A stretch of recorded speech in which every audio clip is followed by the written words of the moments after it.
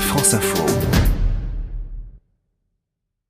Pour répondre aux situations parfois kafkaïennes des couples binationaux qui divorcent et se disputent la garde de leurs enfants, l'Union européenne a clarifié les règles sur les juridictions qui s'appliquent. Mais ça ne suffit pas.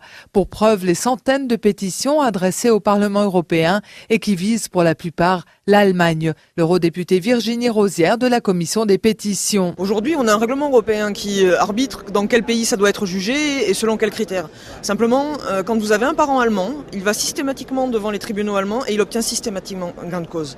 Aujourd'hui, c'est plus de 300 pétitions qui nous relatent ce genre de problème et s'il est avéré, comme nous le pensons, qu'on a à la fois une contradiction avec le droit européen et une discrimination de la part des tribunaux allemands, la Commission européenne doit sanctionner. Séverine Bright en a fait la douloureuse expérience. Elle a répondu à l'invitation du juge allemand et s'est vue retirer à l'audience son petit garçon de 6 ans. Pour moi, ça a été un choc, puisque de toute façon, j'étais rentrée dans ce tribunal pensant que c'était une conciliation. Donc je ne pensais pas qu'il y aurait un jugement à l'issue. Mon avocate m'avait très mal conseillé, donc je suis vraiment tombée des nues et ça a été un grand choc pour moi, mais également pour tous les membres de ma famille. Paul-André Boila était en Allemagne depuis 20 ans, enseignante au lycée français de Francfort. Aujourd'hui, elle vit dans le Var, sous le coup d'un mandat d'arrêt européen pour enlèvement d'enfants parce que ses filles avaient fugué pour la rejoindre. Une procédure annulée côté français. Il faut savoir qu'au départ, c'est quand même moi qui ai demandé une procédure d'éloignement parce que cet homme était violent physiquement et psychologiquement.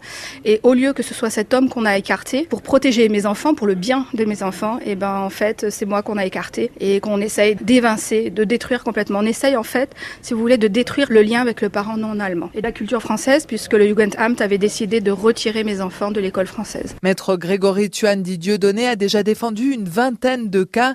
Il dénonce un problème structurel dans la justice familiale allemande. L'Office de protection de la jeunesse allemande, le Jugendamt, qui est très proche finalement de l'institution judiciaire, qui a beaucoup d'influence sur le juge, voit le dossier à travers le prisme de l'intérêt de l'État allemand pour que l'enfant se maintienne sur le sol allemand. Le cœur du problème, il est là. En attendant que la Commission et les États membres prennent leurs responsabilités et que l'Allemagne accepte de réformer cette forme de préférence nationale systématique, mieux vaut contacter avocats et associations spécialisées comme enfants-otages.eu.